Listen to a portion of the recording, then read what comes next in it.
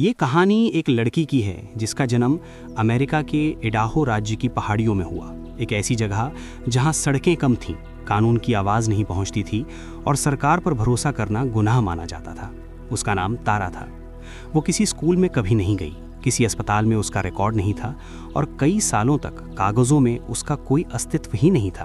तारा का बचपन पहाड़ों, कबाड़ के ढेर, लोहे की गंध और डर के साए में बीता। उसके पिता का मानना था कि सरकार इंसानों की दुश्मन है, स्कूल बच्चों को भगवान से दूर करते हैं और डॉक्टर बीमारी से ज़्यादा नुकसान करते हैं। उन्हें पूरा यकीन था कि एक दिन दुनिया खत्म होने वाली है और उस दिन सिर्फ वही लोग बचेंगे जिन्होंने पहले से तैयारी कर रखी होगी। उनके घर में बंदूकें, सूखा खाना, शहद के ड्रम और लोहे के पुर्जे जमा रहते थे। बच्चों को पढ़ाया नहीं जाता था, बल्कि तैयार किया जाता था। पहाड़ पर रहना, ठंड सहना, भूख झेलना और सवाल न पूछना, यही शिक्षा थी। तारा बचपन से ही जानती थी कि वो अलग है। जब सड़क पर स्कूल बस गुजरती तो वो नहीं रुकती थी। बाकी बच्चे स्कूल जाते थे, लेकिन तारा और उसके भाई बहन घर पर रहते थे। पढ़ाई का मतलब उनके लिए बाइबल पढ़ना या पिता की बातें सुनना था। तारा के पिता की सोच बहुत कट्टर थी। कभी उन्होंने तय कर लिया कि दूध पीना पाप है, तो घर से सारा दूध बाहर फेंक दिया गया।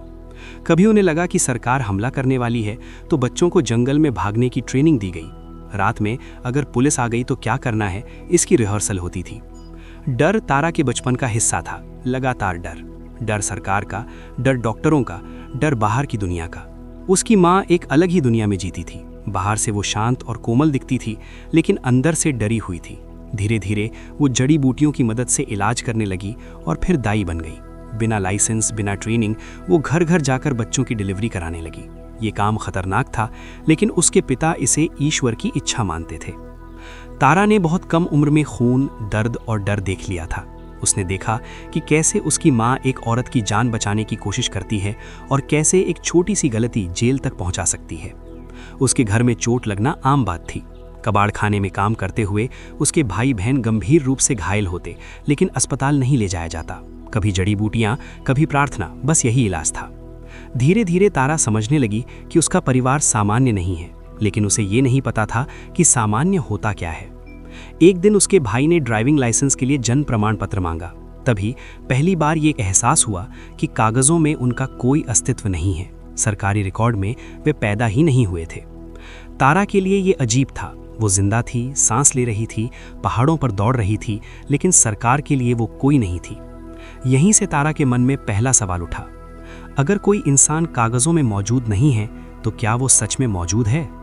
यही सवाल उसकी पूरी जिंदगी बदलने वाला था। तारा की जिंदगी में बदलाव अचानक नहीं आया। वो धीरे धीरे चुपचाप उसके अंदर पनप रहा था। एक ऐसा बदलाव जिसे वो खुद भी पूरी तरह समझ नहीं पा रही थी। उसके बड़े भाई, जो कभी घर छोड़कर बाहर की दुनिया देख चुके थे, जब वापस आते तो उनकी बातें अलग होती थीं। वे किताबों का जिक्र करते, कॉलेज का नाम लेते और ऐसे शब्द बोलते जो तारा ने पहले कभी नहीं सुने थे। ये शब्द उसके लिए रहस्यमय थे, लेकिन आकर्षक भी। एक भाई ने उसे बताया कि कॉलेज जाने के लिए ACT नाम की परीक्षा होती है। तारा ने पहली बार सुना कि पढ़ाई सिर्फ बाइबल तक सीमित नहीं होती। उसने ये भी जाना कि दुनिया में ऐसे लोग हैं जो सवाल पूछते हैं, तर्क करते हैं और सच को ढूंढते हैं। तारा ने चुपचाप पढ़ना शुरू किया। उसके पास कोई किताब नहीं थी, न सिलेबस, न टीचर। उसने खुद से पढ़ने की कोशिश की। गणित के सवाल उसे डराते थे, इतिहास के नाम अनजान थे और विज्ञान तो जैसे किसी दूसरी ही भाषा में लिखा गया था। उसे ये भी नहीं पता था कि होमवर्क क्या होता है, परीक्षा कैसे दी जाती है, ये भी नहीं। लेकिन उसके अंदर एक जिद पैदा हो चुकी थी। वो जानना चाहती थी कि दुनिया असल में कैसी है। घर का माहौल अब भी वैसा ही था। पिता अब भी सरकार से डरते थे, माँ अब भी हर डिलीवरी के बाद कांपती हुई लौटती थी और हिंसा अब भी चुपचाप घर में मौजूद थी। तारा का एक भाई बहुत आक्रामक था। उसका गुस्सा डरावना था और घर के बाकी लोग उस पर बात नहीं करते थे। चुप्पी ही सबसे सुरक्षित रास्ता थी। इस चुप्पी ने तारा को भीतर से तोड़ना शुरू कर दिया। वो सच देख रही थी, लेकिन उसे झूठ मानने के लिए मजबूर किया जा रहा था। उसे बताया जाता था कि जो वो महसूस कर रही है वो गलत है, जो उसने देखा वो हुआ ही नहीं। यही मानसिक संघर्ष सबसे दर्दनाक था। जब तारा ने कॉलेज में दाखिले की बात की तो घर में तूफान आ गया। पिता को लगा कि वो ईश्वर से दूर जा रही है। माँ चुप थी, लेकिन उसकी आंखों में डर था। फिर भी तारा ने पहली बार घर से बाहर निकलने का फैसला किया। कॉलेज का पहला दिन उसके लिए किसी दूसरी दुनिया में कदम रखने जैसा था। वहाँ सब कुछ अलग था। लोग सवाल पूछते थे, लड़कियां बेखौफ बोलती थीं, टीचर चुनौती देते थे, दबाते नहीं थे। लेकिन तारा खुद को सबसे ज्यादा अजनबी महसूस करती थी। उसे बेसिक बातें नहीं आती थीं। उसे ये तक नहीं पता था कि होलोकॉस्ट क्या होता है। जब उसने क्लास में ये कबूल किया तो पूरा कमरा सन्न रह गया। वो शर्म से टूट गई। उसे लगा कि वो यहाँ की नहीं है। फिर भी उसने हार नहीं मानी। वो रात रात भर पढ़ती, शब्दों को बार बार दोहराती और खुद से लड़ती रही। धीरे धीरे उसकी सोच बदलने लगी। उसे एहसास हुआ कि सच एक नहीं होता और ये कि परिवार हमेशा सही नहीं होता। ये एहसास जितना आज़ादी देने वाला था उतना ही दर्दनाक भी, क्योंकि इसका मतलब था उसे अपने घर, अपने लोगों और अपने पुराने विश्वासों से टकराना पड़ेगा। और ये टकराव अभी शुरू हुआ था। तारा अब कॉलेज की दुनिया में थी, लेकिन उसका संघर्ष खत्म नहीं हुआ था, बल्कि और गहरा हो गया था। बाहर से वो एक सामान्य छात्रा दिखती थी, लेकिन भीतर वो लगातार खुद से लड़ रही थी। हर नई किताब, हर नया विचार उसके पुराने विश्वासों से टकराता था। क्लासरूम में जब प्रोफेसर तर्क, इतिहास और विज्ञान की बात करते तो तारा को लगता जैसे उसकी जिंदगी दो हिस्सों में बंट गई है। एक हिस्सा कॉलेज में बैठा सवाल पूछ रहा था और दूसरा हिस्सा पहाड़ों में खड़ा अपने पिता की आवाज सुन रहा था, जो कहती थी कि ये सब झूठ है, ये सब शैतान का जाल है। कॉलेज ने उसे शब्द दिए, ऐसे शब्द जिनसे वो अपने अनुभवों को समझ पाई। उसने पहली बार मानसिक बीमारी, हिंसा और दुरुपयोग जैसे शब्द सुने। और सबसे डरावनी बात ये थी कि ये शब्द उसके अपने घर की कहानी बयान कर रहे थे। जब उसने अपने बचपन को नए नजरिए से देखना शुरू किया तो उसे झटका लगा। जो बातें वो सामान्य मानती आई थी वे सामान्य नहीं थीं। जो डर उसे बचपन से सिखाया गया था वो सुरक्षा नहीं बल्कि कैद थी। इसी बीच तारा को एक बड़ा मौका मिला, विदेश में पढ़ने का।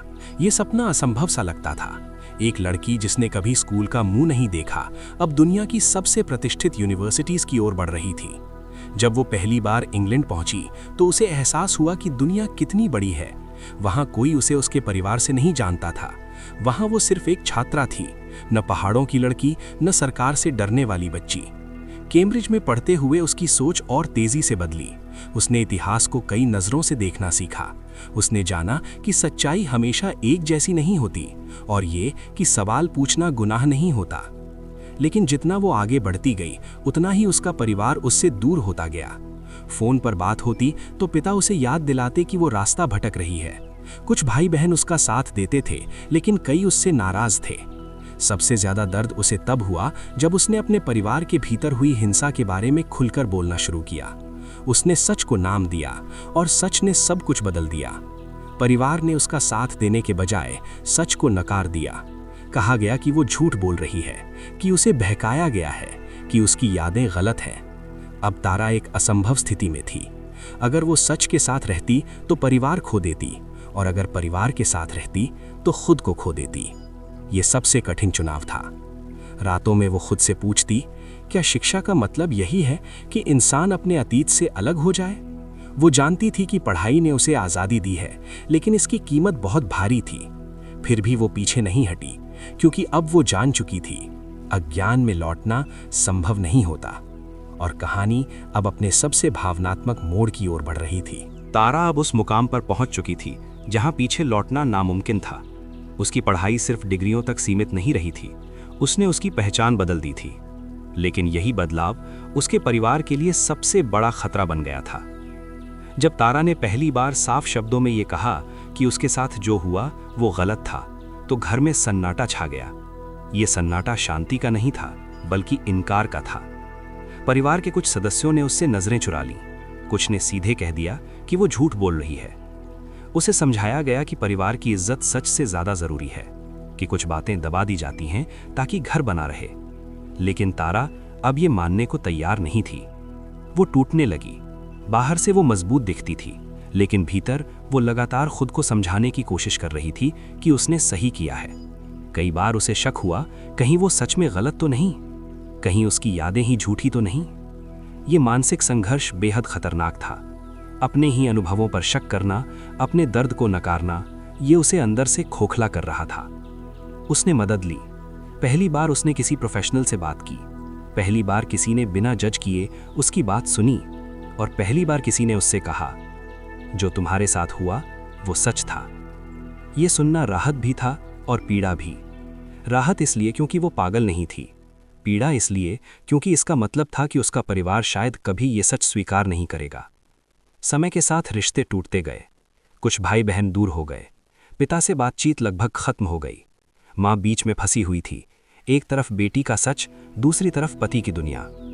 तारा ने यह भी समझा कि प्यार हमेशा सुरक्षित नहीं होता। कभी कभी प्यार नियंत्रण बन जाता है, कभी कभी परिवार परिवार नहीं रह जाता। उसने अपने लिए सीमाएं बनाई। ये उसके जीवन का सबसे कठिन फैसला था, क्योंकि सीमाएं बनाना मतलब था कुछ लोगों को अपनी जिंदगी से बाहर करना। लेकिन इन सीमाओं के साथ साथ एक नई ताकत भी आई। तारा अब खुद को पहचानने लगी थी। वो जानने लगी थी कि उसकी आवाज़ मायने रखती है। अब वो सिर्फ एक छात्रा नहीं थी, वो एक गवाह थी, अपने अतीत की, अपने दर्द की और अपनी सच्चाई की। और अब कहानी अपने अंतिम पड़ाव की ओर बढ़ रही थी, जहां सवाल ये नहीं था कि तारा क्या बनेगी, बल्कि ये था कि वो क्या छोड़ने के लिए तैयार है। तारा अब उस जगह खड़ी थी जहां कोई रास्ता आसान नहीं था। उसके पास ज्ञान था, शब्द थे, पहचान थी, लेकिन उसके बदले उसने बहुत कुछ खो दिया था। उसने दुनिया की सबसे बड़ी यूनिवर्सिटीज में पढ़ाई की, उसे सम्मान मिला, पहचान मिली, लेकिन जिस एक चीज की उसे सबसे ज्यादा उम्मीद थी वही उससे दूर होती चली गई, उसका परिवार। वो ये समझ चुकी थी कि कुछ लोग सच को इसलिए नहीं नकारते क्योंकि वो झूठ होता है, बल्कि इसलिए क्योंकि उसे मान लेना उनकी पूरी दुनिया को तोड़ देगा। तारा ने आखिरी कोशिश की। उसने चाहा कि कम से कम उसकी माँ उसका साथ दे, लेकिन माँ भी डर और आदतों की दीवार से बाहर नहीं आ सकी। वो बेटी से प्यार करती थी, लेकिन उस दुनिया से बाहर आने की हिम्मत नहीं रखती थी जिसे उसने सालों से अपना घर बना लिया था। यहीं तारा ने वो फैसला लिया जिसने उसकी जिंदगी हमेशा के लिए बदल दी। उसने खुद को चुना। ये फैसला आसान नहीं था, इसमें कोई जीत का एहसास नहीं था, सिर्फ शांति थी, धीमी, थकी हुई, लेकिन सच्ची शांति। उसने सीखा कि शिक्षा सिर्फ किताबें पढ़ने का नाम नहीं है। शिक्षा का मतलब है अपने सवालों से डरना बंद करना, अपने दर्द को पहचानना और जब जरूरत पड़े तो अपने ही लोगों के खिलाफ खड़े हो जाना। तारा समझ चुकी थी कि एजुकेटेड होने का मतलब ये नहीं कि आप कितनी डिग्रियां रखते हैं, बल्कि इसका मतलब है आप सच्चाई को पहचान पाते हैं या नहीं, आप खुद के लिए सोच पाते हैं या नहीं, और सबसे जरूरी, आप खुद को बचा पाते हैं या नहीं। उसकी कहानी किसी एक लड़की की कहानी नहीं है, ये हर उस इंसान की कहानी है जो ऐसे माहौल में पला है जहां सवाल पूछना गुनाह था, जहां चुप रहना सुरक्षा था और जहां सच बोलना रिश्ते तोड़ देता है। तारा ने यह साबित किया कि इंसान शून्य से भी शुरुआत कर सकता है, कि बिना स्कूल जाए भी दुनिया की सबसे ऊंची पढ़ाई तक पहुंचा जा सकता है, और कि कभी-कभी आगे बढ़ने के लिए पीछे छूट जाना जरूरी होता है।